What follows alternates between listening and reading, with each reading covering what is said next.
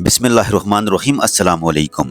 प्यारे दोस्तों, अगर आपको बॉडी में जगह जगह पेन रहता है, दर्द रहता है, दांतों की दिक्कत है, नाखून जल्दी टूटते हैं या वीकनेस सी फील होती है, तो ये सिम्टम्स कमज़ोर हड्डियों की तरफ इशारा कर रहे हैं।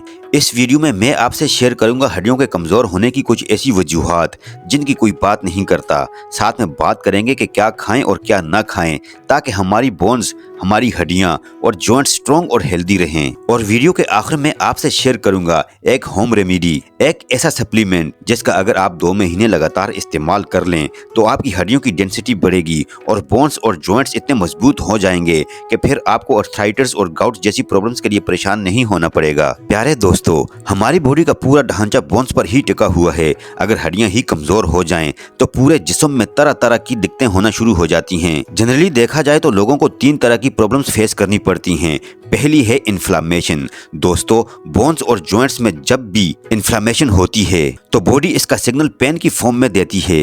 अब अगर आपने पेन किलर खाकर इस दर्द को दबा दिया तो यही इन्फ्लामेशन आगे जाकर अर्थराइटिस और गाउट जैसी गंभीर बीमारियों का रीजन भी बन सकती है। दूसरा है हड्डियों का कमजोर हो जाना। ये तब होता है जब गलत खान पान और लाइफ स्टाइल से खून एसिडिक हो जाता है और इसे न्यूट्रलाइज करने के लिए बॉडी हड्डियों में से कैल्शियम निकालने लगती है। इससे आपकी बोन डेंसिटी कम हो जाती है, हड्डियां पतली होने लगती हैं, बॉडी में वीकनेस आ जाती है, चलने फिरने से पेन महसूस होने लगता है, पोस्चर बिगड़ जाता है, हल्की सी चोट लगने से ही फ्रैक्चर की नौबत तक आ जाती है। तीसरी प्रॉब्लम जो जॉइंट्स और बोन्स को लेकर लोग फेस करते हैं वो ये कि जोड़ों की ग्रीस कम हो जाती है, यानी जोड़ों में जो चिकनाहट होती है स्मूथ मूवमेंट के लिए वो नहीं रहती। ये तब होता है जब कार्टिलेज, जिसका काम है जॉइंट्स को कुशन और प्रोटेक्शन प्रोवाइड करना, वो डीजनरेट होने लगता है। इस वजह से जो जोड़ों की हड्डियों के 2 सिरे हैं वो आपस में टकराने लगते हैं। सिंपली कहें तो जॉइंट्स में ड्राइनेस आ जाती है। कई बार आपने देखा होगा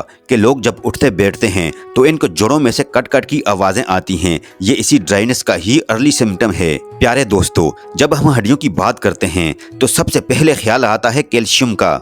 और ये बात सही है कि कैल्शियम ही वो मिनरल है जो बोन्स को डेंसिटी और स्ट्रेंथ प्रोवाइड करता है। अगर बॉडी में कैल्शियम की ही कमी हो जाए तो हड्डियां पतली होने लगती हैं। लेकिन इसके अलावा विटामिन डी, मैग्नीशियम और प्रोटीन भी बोन्स और जॉइंट्स के लिए इंपॉर्टेंट न्यूट्रिएंट्स हैं। अब या तो हमारा खाना पीना अच्छा नहीं, इस केस में तो हड्डियों को जो प्रॉपर न्यूट्रिशन चाहिए वो मिल ही नहीं पाता। लेकिन कई बार हम सब कुछ खाते हुए भी ऐसी गलतियां कर जाते हैं जिस वजह से हमारी बॉडी इन इंपॉर्टेंट न्यूट्रिएंट्स को एब्जॉर्ब नहीं कर पाती। जैसे दोस्तों, लगभग तमाम दालों में ही कैल्शियम, मैग्नीशियम और प्रोटीन काफी मिकदार में होता है, लेकिन अक्सर हम धुली दालों को बिना भिगोए बना देते हैं। ऐसे में जो दालों में फाइटिक एसिड जैसे एंटी न्यूट्रिएंट्स होते हैं वो इन फूड्स के कैल्शियम से बाइंड होकर इन्हें बॉडी में एब्जॉर्ब नहीं होने देते। इसलिए लोबिया, छोले, चना, मूंग वगैरह जैसी दालें रेगुलरली खाएं, लेकिन पहले 6 घंटे के लिए पानी में जरूर भिगोएं। इसी तरह बहुत ज्यादा चाय और कॉफी पीने वाले लोगों की भी हड्डियां उम्र से पहले ही कमजोर हो जाती हैं। खास करके जब हम खाना खाने के बाद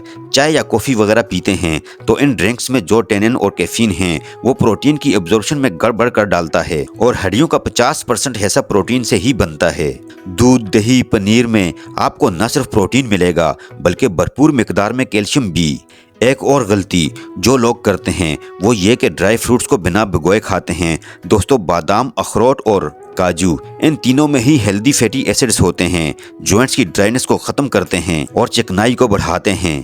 लेकिन अगर हम इन्हें बिना भिगोए खाएंगे तो एक तो ये और ड्राइनेस करेंगे और दूसरा जिस्म में गर्मी कर देंगे। वहीं अगर आप रोज 2 से 4 भिगोए हुए बादाम छिलका उतार कर खाएंगे तो आपकी बोन्स को बहुत ज्यादा फायदा होगा। बाज लोग बिल्कुल ही ऑयल खाना बंद कर देते हैं ये सोच करके कि मोटापा न बढ़ जाए, लेकिन दोस्तों ये आपके जॉइंट्स के लिए बिल्कुल भी सही नहीं। कैल्शियम को एब्जॉर्ब होने के लिए भी ऑयल चाहिए, तभी तो जो लोग कैल्शियम की गोलियां पानी से लेते हैं इन्हें फायदा नहीं होता, उल्टा पथरी बनती है। हाँ, ये बात जरूर है कि आपको इन रिफाइंड तेलों को इस्तेमाल करना बिल्कुल बंद कर देना चाहिए। आप इनकी जगह घानी का निकला हुआ फ्रेश तेल इस्तेमाल करें। इसके अलावा ज्यादा इमली की चटनी, चाट, गोलगप्पे, खाने का सोडा, कोल्ड ड्रिंक्स पीने से हड्डियां अंदर से घुरने लगती हैं। लेकिन दोस्तों घबराएं नहीं, आज मैं आपसे शेयर करता हूं एक ऐसा होम रेमेडी, एक ऐसा सप्लीमेंट जो न सिर्फ आपकी बोन्स और जॉइंट्स को अंदर से मजबूत बनाएगा, बल्कि किसी भी तरह का पेन हो, अर्थराइटिक पेन हो या नॉन अर्थराइटिक पेन हो,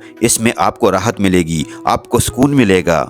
इस सप्लीमेंट को बनाने के लिए आपको चाहिए सिर्फ 2 चीज़ें, और दोनों ही चीज़ें शायद इस वक्त आपके किचन में मौजूद हों।